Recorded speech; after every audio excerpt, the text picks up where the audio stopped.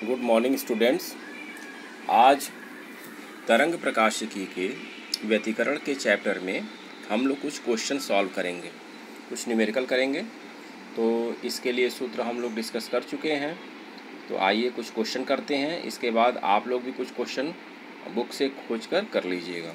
चलिए, पहला question, young के डबल स्लिट एक्सपेरिमेंट में यानी द्विस्लिट प्रयोग में स्लिटों के बीच की दूरी 0.28 मिलीमीटर है तथा पर्दा 1.4 मीटर की दूरी पर रखा गया है। तो जो स्लिटों के बीच की दूरी होती है वो स्मॉल डी होती है और स्लिट से स्क्रीन की दूरी ये कैपिटल डी लिया जाता है जो 1.4 मीटर की दूरी पर है। केंद्रीय दीप्त फ्रिंज यानी सेंट्रल ब्राइट फ्रिंज एवं चतुर्थ दीप्त फ्रिंज के बीच की दूरी 1.2 सेंटीमीटर मापी गई है, जो उसमें हम लोग एक्स नाप रहे थे। प्रयोग में उपयोग किए गए प्रकाश की तरंगदैर्घ्य ज्ञात कीजिए। यानी इसमें हमको वेवलेंथ निकालना है जो इसमें प्रकाश का उपयोग हुआ है। अब देखिए इसमें क्या क्या दिया हुआ है। तो स्मॉल डी यानी स्लिटों के बीच की दूरी जो 0.28 मिलीमीटर है, यहाँ पे देखिए इसको हम लोग मीटर में चेंज कर लेंगे। 0.28 into 10⁻³ metre. Capital D 1.4 metre. अब केंद्रीय उच्चिष्ठ से एमवी दीप्त फ्रिंज, जैसे हम लोग उसमें निकाले थे XM, उसको प्रूफ करते समय, ठीक। तो केंद्रीय उच्चिष्ठ से एमवी दीप्त फ्रिंज XM हो जाएगा MD लैम्डा अपॉन D, ठीक। तो लैम्डा क्या हो जाएगा XM into small D upon M into capital D. मान रखेंगे XM, यहाँ पे देखिए कितनी दूरी पर है, 1.2 सेंटीमीटर है, ठीक। तो 1.2 इंटू 10⁻² मीटर हो गया। ये डी हो गया जो स्मॉल डी अभी लिखा गया था 0.28 इंटू 10⁻³ और एम क्या है, चौथी है तो यहाँ पे 4 लिखा गया है और कैपिटल डी का मान 1.4 है तो रखा गया है। तो इसको सॉल्व करने पर यहाँ पे हमको मिलेगा 6 इंटू 10⁻⁻7। यहाँ देखिए 0.28 है, 1.4 से कटेगा और यहाँ पे 4 है तो यहाँ पे 1.2 इससे कट जाएगा, तो हमको 6 इंटू 10⁻⁷ मीटर मिलेगा। इसको हम 600 गुणे 10⁻⁹ मीटर लिख सकते हैं और हम लोग को पता है कि 10⁻⁹ मीटर होता है 1 नैनोमीटर। तो यहाँ पे हम 600 नैनोमीटर लिख देंगे या 6000 एंगस्ट्रॉम। जब एंगस्ट्रॉम में बदलेंगे, क्योंकि एक एंगस्ट्रॉम में 10⁻⁻10 मीटर होता है, तो हम इसको एंगस्ट्रॉम में बदलेंगे तो ये 6000 एंगस्ट्रॉम मिलेगा और यह एक तरह से रेड कलर की लाइट होगी। तो अब आगे बढ़ते हैं दूसरे क्वेश्चन में। तो आप इसको समझ गए होंगे, इस तरह के बहुत सारे क्वेश्चन होंगे, इनको आप लगाइएगा। दूसरा क्वेश्चन पे आइए, यंग्स डबल स्लिट एक्सपेरिमेंट इसलिए लिख दिए हैं कि यंग द्विक रेखा छिद्र प्रयोग लिखा हुआ है, तो आप इसका इंग्लिश वर्जन में जानिए। तो यंग्स डबल स्लिट एक्सपेरिमेंट में व्यतिकरण इंटरफ्रेंस फ्रिंजों को प्राप्त करने के लिए 650 nm या nm लिखा हुआ है नैनोमीटर तथा 520 nm तरंगदैर्घ्यों के प्रकाश पुंज का उपयोग किया गया। स्लिटों के बीच की दूरी 1 मिलीमीटर तथा पर्दे की दूरी 1 मीटर है।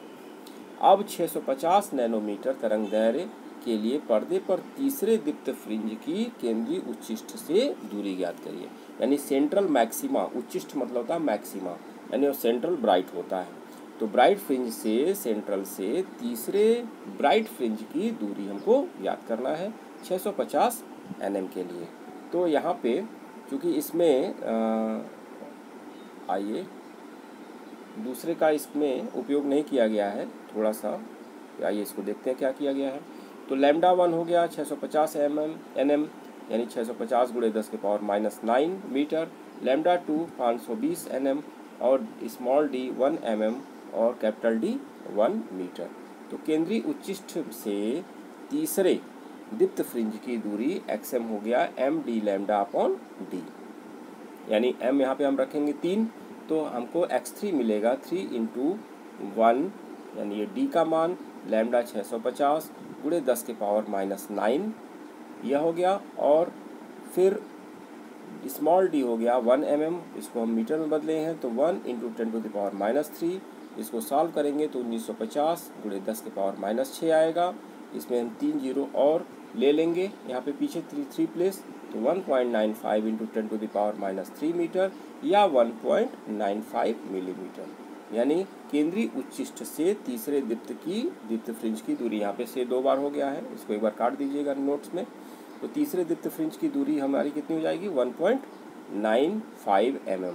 दूसरे पार्ट को यहाँ पे नहीं किया गया है, तो इसको फिर अगले टर्न पे इसको किया जाएगा। इसमें कुछ प्रॉब्लम आई थी हमको लगता है कि इसके फोटोग्राफ्स में, तो इसको सेकंड पार्ट में किया जाएगा। अब यहाँ पे देखिए कुछ तीव्रता जो है, परिणामी तीव्रता से संबंधित कुछ क्वेश्चन हैं। उसके लिए जो उपयोगी सूत्र होगा वह होगा I = √I1 + √I2 + 2 √I1 I2 cos phi। तो यहाँ पे I का क्या मतलब है, यह है तीव्रता, परिणामी तीव्रता, और I1 क्या है, पहले प्रकाश स्रोत, I2 क्या है, दूसरे प्रकाश स्रोत। चूँकि I समानुपाती होता है a² के, a यानी एम्पलीट्यूड या आयाम के वर्ग के समानुपाती होता है, तो उसका हम उपयोग करके यहाँ इस सूत्र को निकालते हैं। तो परिणामी तीव्रता होगा √I1 + √I2 + 2 √I1 I2 cos phi, यानी इस फाई एंगल पर तीव्रता डिपेंड करती है। दूसरा सूत्र I maximum/ I minimum, यह हो जाएगा A1 + A2² A1 difference A2²। अब दो तरंगों की तीव्रताओं का अनुपात, यहाँ देखिए क्वेश्चन इस पे दिया हुआ है। दो तरंगों की तीव्रताओं का अनुपात 25:16 है, यानी 25:16 है। इनके आयामों का अनुपात क्या है। दूसरा पार्ट, यदि दोनों तरंगें व्यतिकरण उत्पन्न करती हों तो महत्तम तथा न्यूनतम तीव्रताओं यानी मैक्सिमम एंड मिनिमम इंटेंसिटी का अनुपात भी ज्ञात कीजिए। तो इस तरह से हम इसको कैसे निकालेंगे, तो इन्हीं सूत्रों का प्रयोग हम करेंगे। आइए, माना तरंगों के आयाम A1 व A2 हैं तथा तीव्रताएं I1 व I2 हैं। तो दो तरंगे हैं, तो दोनों तरंगों का आयाम A1 एवं A2 लिया गया तथा तीव्रताएं I1 एवं I2 लिया गया। तो I1/I2 = A1² A2², यह हो गया 25/16। तो जब हमको A1 A2 निकालना होगा तो 25 और 16 का हम वर्गमूल निकालेंगे, यानी A1/A2 = 5.4, या A1 संबंधी A2 5:4 हो गया। व्यतिकरण में महत्तम तथा न्यूनतम परिणामी आयाम क्रमशः A1 + A2 एवं A1 डिफरेंस A2, यहाँ माइनस न लिख के डिफरेंस लिखते हैं, A1 डिफरेंस A2 होते हैं। तो जो अभी दूसरा सूत्र लिखा गया था, तो I maximum/I minimum, ये हो जाएगा K A1 + A2² A1 difference A2²। अब A1 A2 हमें संबंध हमको मिल गया है 5.4, तो यहाँ पे A1 = 5/4 A2, यानी A1 = 5/4 A2 का उपयोग करेंगे और इसमें हम I maximum I minimum निकालेंगे। तो चूँकि A1 = 5.4 A2 है, तो I maximum/I minimum हो जाएगा 5.4 A2 + A2/5.4 A2 - A2 whole square. यहाँ पे माइनस ना समझ के इसको डिफरेंस लिया जाता है, लेकिन उसको मतलब होता है कि दोनों का अंतर कितना है। तो अब 5.4 A2 + A2 कितना हो जाएगा 9/4 A2, और नीचे हो जाएगा 1/4 A2। तो इसको जब हम सॉल्व करेंगे तो ऊपर वाला हो जाएगा 81 A2² 16, और नीचे हो जाएगा 16 A2²। तो A2² देखिए A2² से कट गया, 16 यानी 16 से कट गया। अब हमारे पास बचा 81 ऊपर और नीचे 1, तो हमारे पास आ गया 81/1। तो यह I maximum / I minimum या I maximum संबंधे I minimum हो गया 81/1। ठीक, अब इस तरह से हम इंटेंसिटी पर आधारित कुछ क्वेश्चन और कर लेंगे। अब आइए कुछ और क्वेश्चन करेंगे, उसमें भी यह सूत्र उपयोग में आएगा। दीप्त बैंड के लिए पथांतर जो शुरू में बताया गया था, तो दीप्त बैंड के लिए पथांतर हो जाएगा 2n × λ/2, या और कलांतर हो जाएगा 2n पाई, यानी यह n लैम्डा के पथांतर क्या होगा n लैम्डा होगा, और इसमें 2n पाई के बराबर होता है कलांतर। अदीप्त बैंड के लिए पथांतर 2n - 1 × λ/2 और कलांतर 2n - 1 × पाई। फ्रिंज की चौड़ाई होता है dλ/d, जिसको हम लोग पहले क्वेश्चन में प्रयोग किए। तो इन सूत्रों का प्रयोग इसलिए लिख दिया गया कि आगे क्वेश्चन में करते रहेंगे, और भी क्वेश्चन आप लोग करिएगा, उसमें भी ये सूत्र उपयोग में आएगा। अब आइए अगला क्वेश्चन।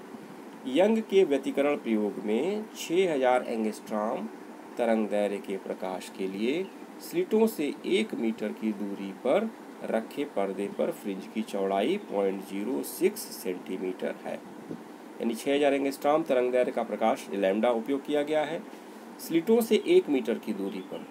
ठीक, यानी दूरी यानी कैपिटल डी कितनी है, 1 मीटर है।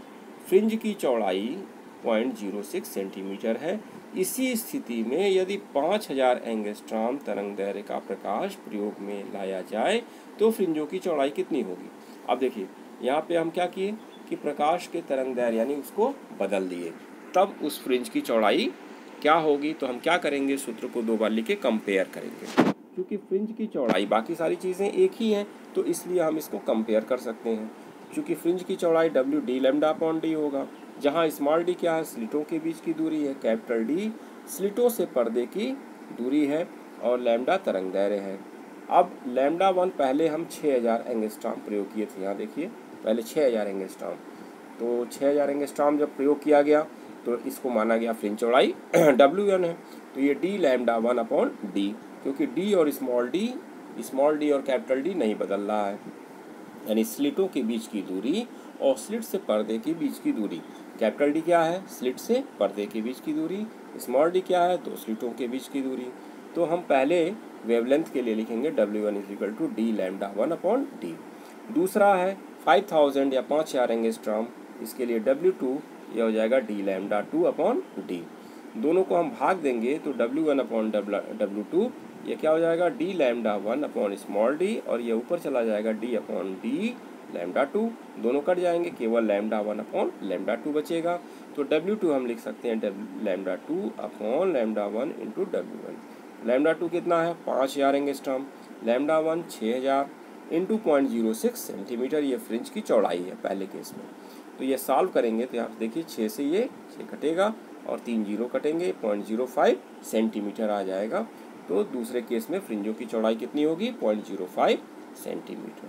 तो इस तरह से हम फ्रिंज विड्थ पे आधारित कुछ क्वेश्चन करेंगे। एक और क्वेश्चन, 2 स्लिटों के बीच की दूरी 3 मिलीमीटर है, यानी स्मॉल डी। इस पर 6000 एंगस्ट्रॉम तरंगदैर्घ्य का प्रकाश लंबवत आपतित हो रहा है। 1 मीटर दूरी पर पर्दे पर फ्रिंज प्राप्त हो रही है। फ्रिंजों की चौड़ाई और केंद्रीय फ्रिंज से दूसरी अदीप्त फ्रिंज की दूरी की गणना कीजिए।